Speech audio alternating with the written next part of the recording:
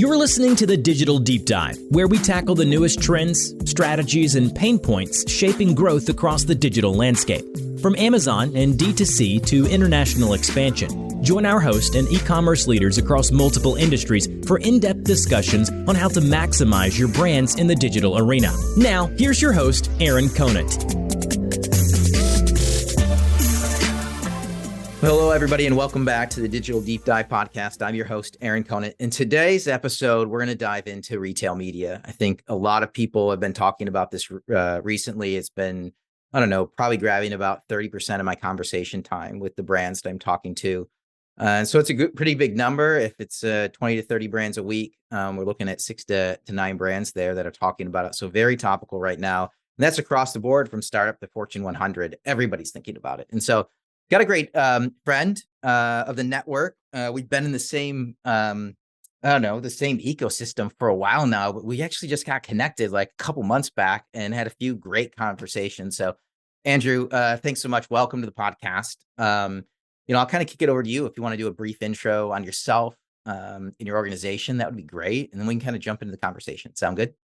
Absolutely. Thanks for having me, Aaron. So I'm Andrew Lipsman. I'm a principal analyst covering retail and e-commerce at Insider Intelligence. My career has really been spent watching the evolution of all things digital. So I've spent quite a bit of time in digital advertising, and the fact that digital advertising and e-commerce and retail are intersecting in the form of retail media has been a sweet spot. So you said 30% of your conversations are around retail media. At this point, my conversations, I would say, are 70 to 80% about retail media. So I spent a lot of time, done a lot of research, and there's just so much exciting stuff that's happening. We're already a really big market, and it's only getting better. So I'm really excited to talk about that today. Yeah. So I just want to start at the basic level, because where we're at right now is nobody knows where to start. Right? Or we knew where to start, which was Amazon. So maybe that's wrong. People don't know what steps 3, 4, 5, and 6 are. And it's because, dollars getting pulled in every direction. Every retailer out there has come out with their own ad network, and everybody's demanding it. But whether the systems aren't quite ready to handle either the feedback, the data they need, they're at the spot where they just need to learn. That's why I was excited about this episode as a whole. So and I know you've done a bunch of stuff with around retail media as a whole. Like, you want to just break it down? Are there like a few core tenets that you see happening?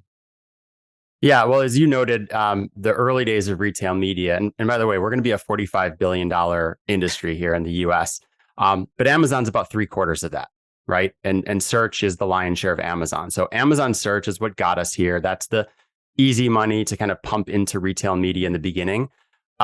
But there's so much more happening. So where it goes forward is really interesting. And then, as you noted, everyone's an ad network these days. So every retailer has flooded into this space. And there's a lot of interesting players beyond Amazon. And we're starting to see that materialize, I think, in this year in particular, in really new and exciting ways. So that's kind of the moment where we're at. And what I think about a lot is how do brands make sense of this space? What actions do they need to take in the current environment? How should they think about platforms outside of Amazon? And then how do they place bets on the future? Because the future is really exciting. I've called retail media digital advertising's third big wave, the first being search, the second being social, and now retail media. And I'm increasingly convinced it's destined to be the biggest. I don't think that's hyperbole. And I've been making this argument that like search got us here. Search has a lot of legs left. There's a lot of value to be tapped across these other networks. But the next 3 pillars of growth are also every bit as exciting. And there's a ton of value that's going to be realized.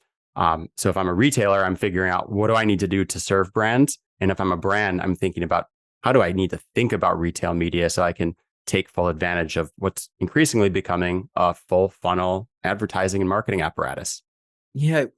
Who's number 2? A couple questions that I get a lot. Where do I go second? Do I go Target? Do I go Walmart? Like, who's number 2?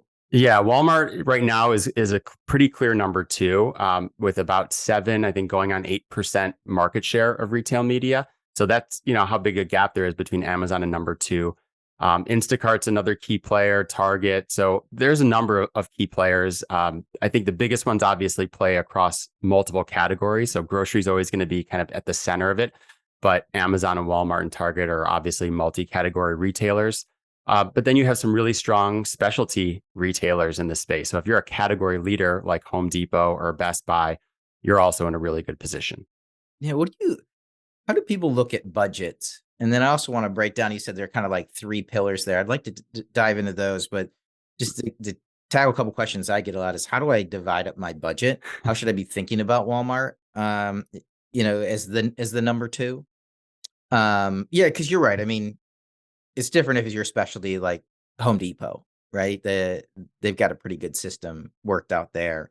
But these multi-category retailers, and then your brand selling in them, Amazon have to be there. How should they think about dividing up the budget?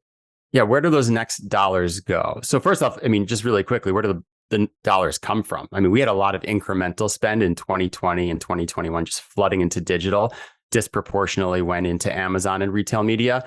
But those incremental dollars aren't as strong these days as the market rationalizes. So it's going to come from national media dollars, maybe Facebook budgets that are looking for somewhere else to go, shopper and trade marketing. So it's coming from everywhere. So there's a lot of these budget conversations that are going on at the brands. As far as where do those next dollars get spent, it's which platforms are going to perform. And I think about getting in early. There's usually in digital advertising arbitrage opportunities. So Amazon has gotten very competitive, right? There's a high ad load, and it's still a very performant medium, but it's more competitive. Walmart is a great example of how they've innovated over the past year.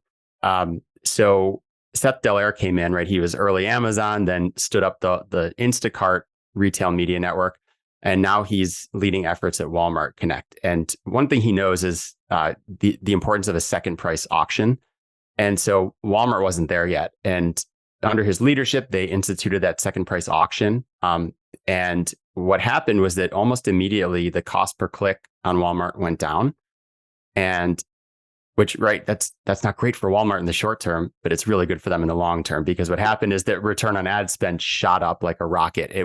It surged. It was behind Amazon and Instacart, and it surged ahead of them. So now there's much higher ROAS on Walmart as a result of that. And guess what? Brands are really happy from what I'm hearing from those on the ground, where they're saying, I'm now I can invest confidently in Walmart Connect.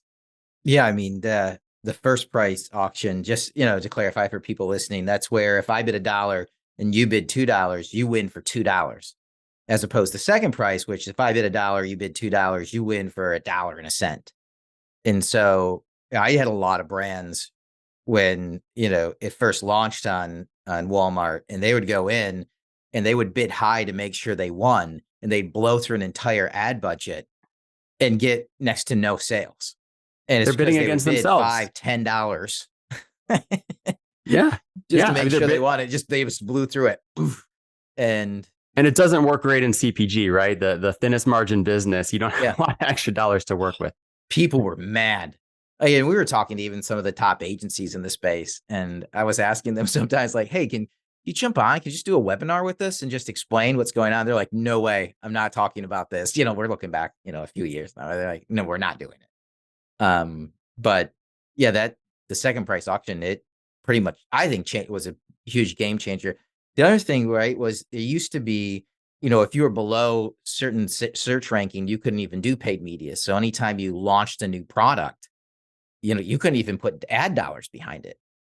Yeah, they leveled the playing field for marketplace sellers. They improved search ad relevance. So all these things together have really just it clicked, and the numbers are taking off, and it's working for brands. So one of the things I would say, every other retailer is trying to figure things out, right? Walmart's the number 2 player. And in some ways, they just figured out some of these things within the last year or so. So that's encouraging for the whole ecosystem. It just tells you, once you work your way down the list to the top 10 and beyond the top 10 in retail media, they can make some tweaks to their system and really serve brands well. And there's value to unlock there. What's the difficulty in getting there? I mean, Amazon has the playbook, right? It's already there. You can just follow the playbook. To some extent, if it were that easy, right? Amazon has developed the ad units. And I think a lot of retail media networks understand you don't try and reinvent the wheel. So follow what Amazon is doing in terms of the customer experience. But there's a lot under the hood. So Amazon has done really well because their search ad relevance is really best in class. A lot of retail media networks are not there yet. So they need to improve their search ad relevance. They need to be easy to use. Don't be too complicated. Make it easy for brands to invest. Make sure that they aren't bidding against themselves. So I just think it's a natural progression. Why haven't we gotten there sooner? This isn't a core competency for retailers. And to some extent, and I give retailers a lot of credit for this, they are first and foremost about customer experience. So when you introduce advertising into the equation, right, there can be a tension with customer experience. And I think that they have smartly sort of treaded lightly and not trying to pummel users with ads or make it a bad experience and turn them away. So they'll have to continue to navigate that tension. But that's why they're not there yet. But again, it's upside. Yeah, we just did a survey with a bunch of people in the network around paid media on Amazon, as long as we're in this retail media space. And I have a lot of brands that are dialing it back. And a lot of the reasoning is they don't want to go out of stock with all this stuff that's going on with the inventory, the FCs, them reducing space. And that has a lot of people on top of that. They got over-indexed during the pandemic, right, on Amazon as a whole. And so I just have a bunch of brands that are trying to dial back the paid media. I shouldn't say dial it back. They don't want to grow at the same rate they were growing their paid media on Amazon. And if you're in the right categories, you have confidence in Walmart Connect. I get that question a lot. Where else do I go? So you feel good about Walmart Connect? I think there's been a ton of progress and Awesome. there's data to prove it. To those ROAS figures that I mentioned, just to give you a sense of it, this is according to PackView data, which is great data. Amazon and Instacart consistently are in that kind of $4.50 to $5 ROAS range pretty consistently. Walmart was at about $3.50 and just started surging ahead, drew even in Q2 of last year with Amazon and Instacart, and then surged ahead to where it's now most recently over $6. That's awesome. Right? Yeah. So this is the arbitrage opportunity. What's going to happen? Everyone's going to realize this sooner or later. They're going to flood in. It's going to get more competitive. And that will ultimately kind of bring that ROAS down into an equilibrium. But like now's the time. And things like this are happening on other networks too, where there's really strong ROAS to be had. And listen, it's always going to vary by product and category and things of that nature. So this isn't like a be all end all. You still have to be smart about it. But that's the opportunity that gives right now scale and all else equal, a pretty strong return on ad spend. It's going to be super interesting to follow, we'll say, the big CPGs, the big companies who kind of punted on Amazon, right, early on in retail media. And you saw all these crazy brands just jump in and skyrocket to the top of search and just build. And, to see if they've learned a lesson or not. And this is, I would say, just the CPGs, everybody, right? Did you learn that lesson that the early adopters, you're trying it out, there's a lot of momentum and big returns to be had if you're going to jump in and try it out, or you can wait until they have it, more mature, and then you're playing catch up. They learned by getting burned on Amazon, right? So then they flooded in. So the big multinational CPGs came in with a force and fury in 2020 and 2021. Have they learned that lesson? Now it's time to move to the next networks. And listen, I don't want to undersell it. Like these brands are already spending across a lot of networks. And the bigger issue that I'm hearing today is I don't know how to do it across so many. I need help once I get past 3 or 4 networks. And then also, like, what's the most efficient way to allocate that ad spend? If they're cross comparing something like return on ad spend, it's often said that it's a blunt metric. Actually, I credit Carrie Masters for that. It's good. It's nice shorthand. So I don't want to throw the baby out with the bathwater, but it's not as sophisticated and will not tell you the whole story. Yeah, no, and I've had that conversation with Carrie. But what is it good for? We have a lot of executives that they're leading the company, right? They need simple to understand metrics, and ROAS is the simplest of all, right? And so that's what they're looking for, to go in and try to dissect it. And, the other thing is there aren't the right tools, right? The multi-touch attribution tools that everybody wants, they're not there. So ROAS becomes a really simple thing that I know a lot of executives are just asking for. Now, it's not the right metric, but Yeah. it's something that can be easily communicated. And, you can then have a really easy target. Right? I tell Yeah. people, I can get you whatever ROAS you want. If you just let me bid on whatever search terms I want, want to Yeah. hire ROAS, I'll bid on your name. It's Exactly. like, You can narrow cast and get a really high ROAS and influence almost no dollars. Yeah, I mean, ROAS, that's the CFO metric, right? What you can present up to the CFO, and it seems to make sense. But the CMO metric is really incremental ROAS. How do I understand what I'm getting that I wouldn't have otherwise gotten from people's actual spending behavior? right. I also see a lot of these retail media networks. There's slowly a shift that viewing it, they are ad networks, but these platforms as also just advertising, right? It is brand awareness, right? You Yes. have to be there. And so you are. And then you can't not be there at the same time.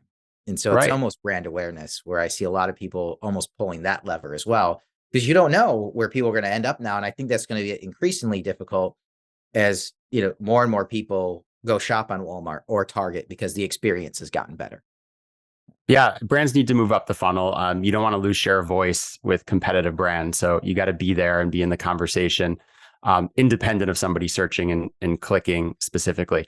And that's one of the three key levers that I see as driving the future of retail media. The first one is moving up the funnel. So it's up the funnel with on-site media. So that's display and video impressions on site. But increasingly, it's using DSPs to deliver those ads on the open web or even social platforms offsite.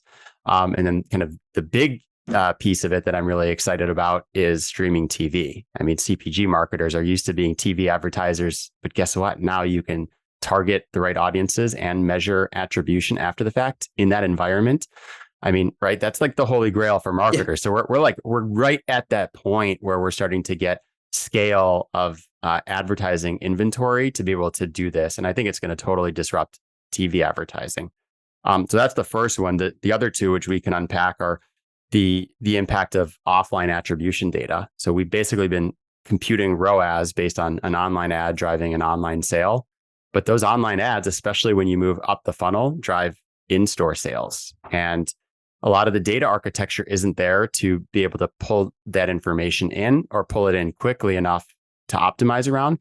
And, that's the other 85% of retail sales. And in a category like food and beverage, it's closer to 95%. So what happens to ROAS when you start accounting for those dollars? And then the last of the three pillars is the rise of in-store retail media, which I'm really excited about it, as you have digital surfaces entering into the store environment that become great quality branding experiences and can drive sales in store. Yeah, so I want to unpack that a little bit, just going back to, my days on the brand side where you'd have end caps, displays, is that what you're talking about, but just a more digital version of them? Absolutely. I mean, so there's so many digital surfaces in the store and potential for digital surfaces. So just to give an example, there's on the cooler aisle, right? You have cooler screens and digitized surfaces that show planograms and then actual ads for brands in store.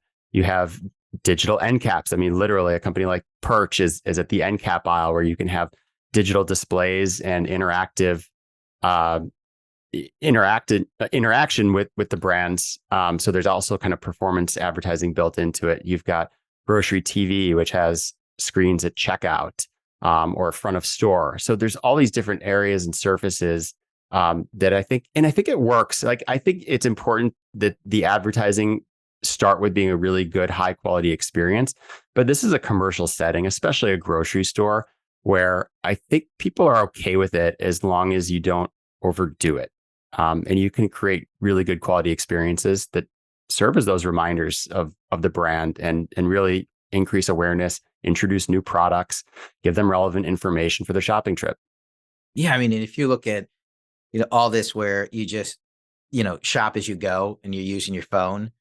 I mean, instead of those, the coupon, you're walking down the aisle, it kicks out the coupon that you grab, then you put it in your pocket and you're going to use it and you forget until you get in the car. Yeah. If you're shopping in real time on your phone, just have it give you a QR code to scan, right? Scan the Yeah. QR code automatically. I mean, you think from a brand standpoint, I mean, that was part of, the podcast a few back with Tim Armstrong over at Flowcode, which was, if you can start viewing those opportunities as first party data collection, attribution data, like you can start really connecting some dots, which then gets back to your second point, right? Which is attribution, which is what everybody wants to get to. How do you tie all these different things together? And That's the power of retail media. It's all about the closed loop, right? I mean, that's the bottom line, is you have this great first party data to target and then measure performance after the fact. It works the best with fast moving consumer goods because you just have that depth and richness of data across so many different brands. And now you just think about that closed loop apparatus and you can apply it to any context. It's not just search, it's up the funnel into display and video and streaming TV.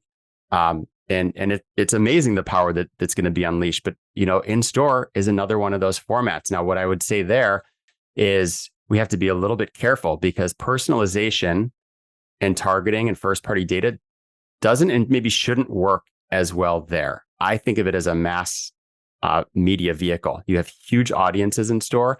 Think of it as a brand advertising vehicle that can help plug the gap that's being left by the decline of linear TV, where these CPG brands have historically advertised. Use it to put your brand in front of those consumers in a brand safe and contextually relevant environment. And then consumers do like deals, so they will plug into the opportunity through interaction with screens, as you said, QR codes, or plugging into their loyalty program. So there's ways that they can do that as well. And then you also kind of get that data experience that can be more personalized for consumers who want to opt into that. Yeah, but and if you can get device ID, if you can connect it all, then you're getting back to the streaming TV, right? Which is, I think, a huge area, right? Because everybody does talk about cutting the cord, but if you think about that, hey, the old Super Bowl ad, thing where, hey, I'm going to do one commercial and it's going to hit 10 million people. Well, is that worth the millions of dollars you spend on it? But in this case, you can actually then pick, right? So what can that look like? Target it. You can do the demographic. You can do whoever. You can get your own cohort built within the Amazon platform, the Walmart platform. Those people, very specific. Those people who respond to offers, say in store, right? So now they've opted in. You get that first party data. You have a segment of consumers, right, tied to an ID. Now you can create lookalikes around that. And then you can activate that data in these other environments. You want to go and deliver scaled campaigns in a TV-like environment, right? That relatively small sample that you might get of people who actually respond in store. And let's say they respond to an offer, they're Coke buyers, now they buy Pepsi. Now you can keep delivering messaging to them through TV-based or similar types of audiences through that streaming TV environment, right? It's really profound how this is going to be able to change the landscape. I mean, retargeting through TV based on physical store behavior. I mean, think about that for a second. Well, and it used to be, if that was the case, they went back to the store they got it from. But now it's a game changer for the brand, right? Which is, I now get to pick where I want to send them. If I'm going to put, again, going back to the QR codes because they're easiest, nobody wants to type in a URL anymore. You can direct them wherever you want them to go. And then you can also do analysis on that cohort, that segmentation you put up, who clicked and went here and actually bought, who clicked and went here and actually bought. And you can keep fine tuning, but then you can redirect them even to your own direct consumer site. You don't have to rely on them to go back to the store, right? Have them scan it and ship it right away with a discount. All of the above, right? Now, so I mean, it's truly omni-channel, which has almost become a cliche, but the consumer is going to engage across all these channels, and you can use those engagements to then reach them across the full funnel, and then they can make those purchases across different channels. What happens to all the data? Right. I mean, I think that one of the biggest things is how do people crunch all the data, I guess, at the end of the day, because people now, they don't have data lakes anymore, right? They have like data oceans, and they're trying to manage those and crunch it and get the right insights out. And the people who figure that out are going to just go crush it, right? Before anybody else does, if you can crunch the data. Yeah, that's where machine learning comes in, because it has the horsepower to make some of those optimizations. And I always, right, it's like there's so much data, and data can get you very efficient. But as you just noted with ROAS, right, I can narrow cast and get high return on ad spend, but it's not actually moving dollars. So you're always going to have to balance that tension between performance per impression and scale. I need to have enough impressions that are actually going to work and reach big enough audiences. So listen, I think marketers can do this in an analog way and get a lot of return from it, but can AI and machine learning probably do a better job of optimizing? Yeah. Yeah. I think the answer is yes. I mean, I there needs to be somebody there like monitoring it, right? I always like take the analogy, like the self-driving car is fantastic until somebody spray paints the 3 on a 35-mile-per-hour curve going around a curve sign, and they spray paint that 3 into an 8, and it reads it as 85, and you accelerate over. You need to have some checks and balances in there. Yes, you need the humans have to set the algorithms. The algorithms on their own worry me. The black box worries me on what happens. So yes, you always need to balance it with that sense of reality. But when you mentioned the black box, it is something that's interesting that I think tech has come far enough along now, where a lot of what people thought were like smoke and mirrors before, which probably were, or the mechanical Turk that's out there, that you think it's giving you, it's actually crunching all the data, but it's really just outsourcing it to a bunch of people who are actually doing it themselves. We're at a point now where I think AI and machine learning are actually going to allow us to make some really cool decisions. They're going to change the way people interact with these platforms that have gotten so complicated. Yeah, I'm excited about it. I think we have, the conversation has obviously shifted since ChatGPT, but I just think of machine learning. Well, actually, I would say I always push back on AI. I said, it's really, think of it more as machine learning. And it's just like raw horsepower to run through in a confined set of parameters, how to optimize to the best possible outcome. But what you miss is the stuff that's outside of those parameters. But I would say optimize that way, but just make sure that you're building in the checks and balances along the way. But I think we're so low on sort of the optimization curve that I don't think you even need to jump into that to get a lot more value. I think it's just about using the data that you have and just getting smarter and keep taking these incremental steps to start reaping significant benefits. Are there like common mistakes that you see people do with retail media as they think about it or they execute it? I think, well, I'll jump in with mine, not experimenting. And that's like the number one in my book, but I'm a scientist by training, right? Like I live to experiment. And so that's one, but then I don't know, on the executional side or the budgeting side, like, is there a difference between winners and losers that you see, or winners? I look at it two ways. So I come from the world of data. I think we need to be data driven, but there's also a lot that data doesn't tell us. So knowing what data is not going to tell you. I did a report last year about the digital shelf for CPG brands. And one of the best insights that came out of it is that so much of that value in what performs, what works, what consumers respond to on the digital shelf is the image and the quality of the image and, nuanced aspects of it, like contrast of the imagery, the colors, just the way that the product is positioned, the shadow. I mean, just like stuff that you can't measure very easily. Actually, one of the companies I talked to was Visit. So they are starting to measure this stuff, but it's the hard to measure stuff that we easily look past. And like, think about yourself. I don't know. When I go and try and pick out a new beer in the beer aisle, I start by what kind of beers do I like? Okay, now I pick by the can. Like that can's pretty cool. You haven't tasted it before. You are, right? It's a complete gamble. That can's really cool. I like how colorful it is. So consumers do respond to this stuff and is not necessarily easy to measure. I think we've become too data driven in some respects, and we've lost some of the sensibility of what really works, like the hallmarks of traditional marketing. So, right, some of that is creative and branding. Some of that is just thinking about scaled media and not thinking that you have to jump to over optimizing at everything, which is why when I talk about in-store media, I say, let's not start with personalization. I've talked to a lot of people who are like, oh, we can just like collect data from people and like target them with ads as they're walking past us in the aisle. I'm like, no, don't do that. If they opt in, it's okay, but don't Not do as that. creepy, right? It gets creepy. People Thanks don't want for that. buying Cheerios the last 3 times. Right. Right. So I think there is a tendency to over optimize or get too deep into the personalization. And I'd say like, we don't need to go there all the time. Like, let's pull it back a little bit. Okay. Yeah. Love it. Yeah. The over personalization. Oh, what is it? The old, I always laugh, and I brought this up before, the old Tom Cruise movie. Minority Report.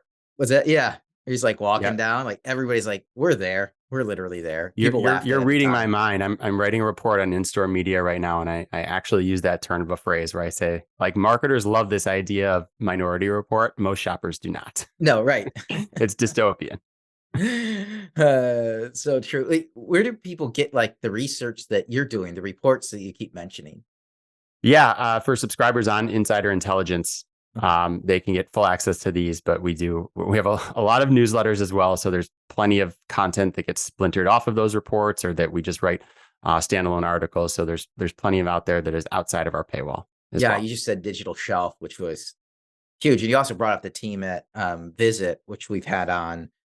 And one of them, I love what you're kind of bringing up, because, they're analyzing, hey, even from marketplace to marketplace, Amazon to Walmart to Target, the positioning, are there 2 cans outside of the 12 pack? Are there 2 cans inside? Is it, rotated 30 degrees, 35, 40 degrees?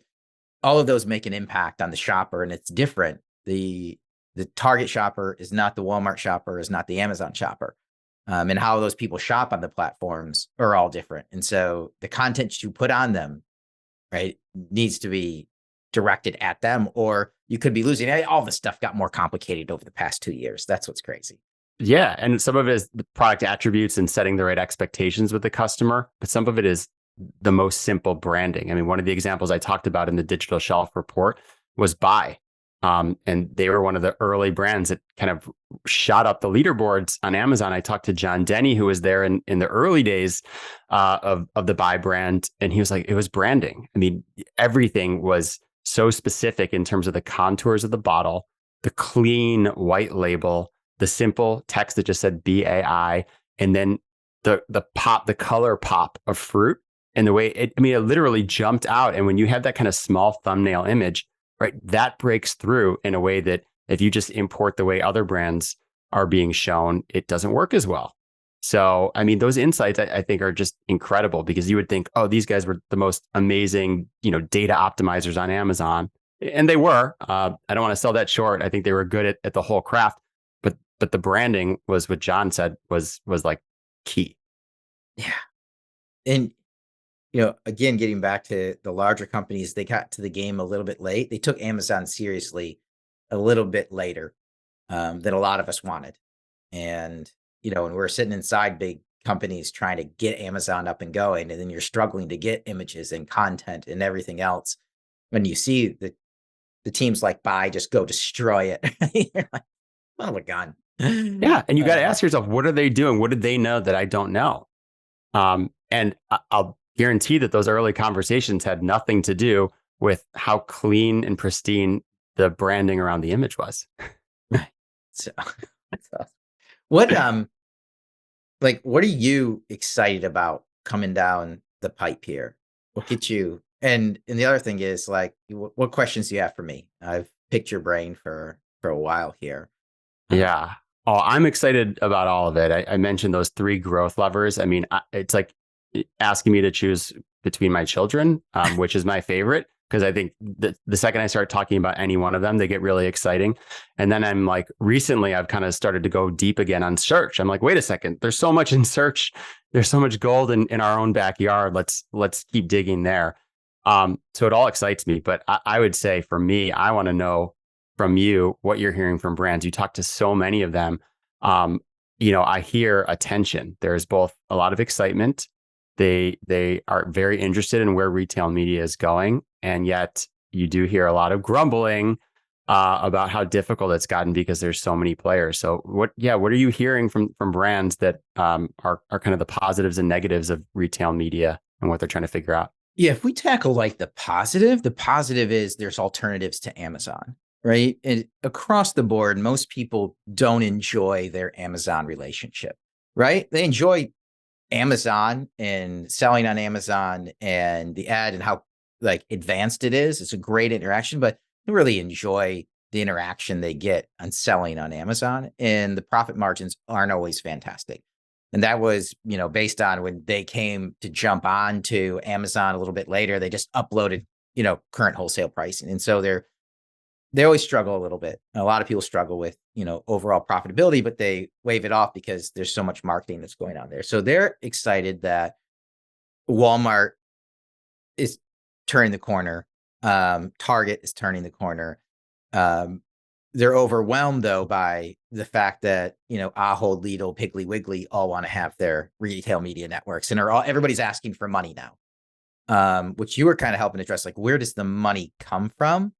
Is the first one, right? Where does it come from and how do I spend it?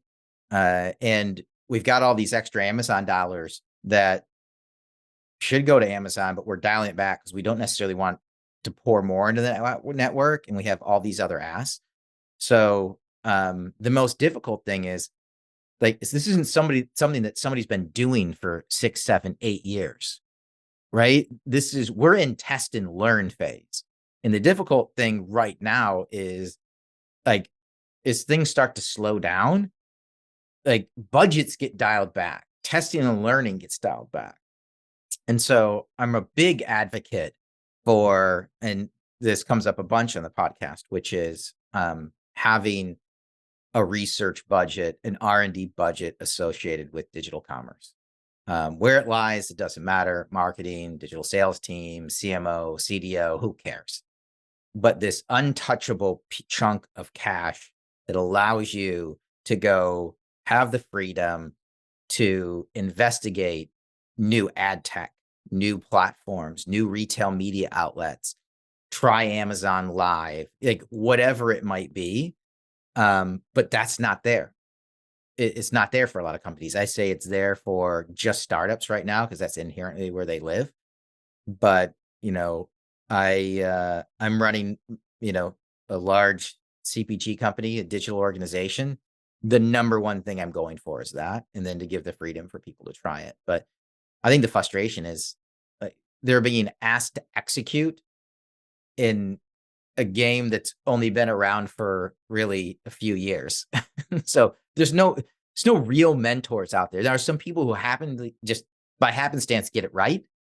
But that doesn't necessarily mean that they're a mentor or that they're willing to teach others or that they want to teach others or that they can teach others. And so we're just they're being asked to optimize within the current constraints, which is Amazon search primarily. And you have to think a little bit longer term. I understand it's easy for me to say because I don't have to hit those quarterly sales goals. Right. But I mean, the reality is that relatively small research budget and investing in testing and learning in different formats and different networks is going to pay such big dividends because you're going to find the arbitrage opportunities. And there are going to be dozens of great arbitrage opportunities, right? That Walmart one that we said, that's a big opportunity right now that has both performance and scale. It may not be there forever as more brands, get wise to it. So what's the next one? You got to be ahead of the curve. And that's what's exciting is there's more networks to work your way down the list and there are more formats to start experimenting with. And then for me, longer term, how do these things work together? That's where a lot of value is in terms of branding and performance is that 1 + 1 = 3. So you figure out the optimal mix of how you allocate those budgets. You hit another level of performance. Yeah. Tons of value out there to be tapped. It's a fun time, but yes, you need to go in with a little bit of a war chest to experiment. But very few executives understand. I mean, you think about that's the next step, but very few executives understand that 2 years ago, what we ask of the digital marketers is literally 5% of what we ask of them today, of how much they need to know the size of budget that they're responsible for, the focus on them providing, positive returns on every dollar they're given.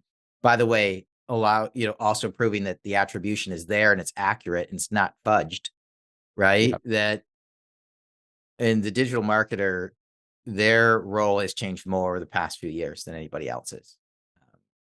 I don't know who else even comes close. Yeah. One of the things I would do if I were a brand trying to ask for more budget is, again, knowing that ROAS is a blunt instrument, I would focus my efforts on getting data that shows that offline attribution. Because if your ROAS that's giving you $4 return right now for every dollar you put in, all of a sudden you account for offline sales and that $4 goes to $6 or $8, you bring that back to the CFO and say, can I get more research budget? I mean, the answer is yes, right? Right. Yeah. You might know that incremental ROAS is going to be a better read on it, but whatever it takes, because I do think that a little bit of investment now is going to pay big dividends over the next few years. Yeah, for sure. Well, Andrew, thanks so much for your time today. So glad we've gotten connected over the past few months here. Look forward to a ton of additional conversations in the future.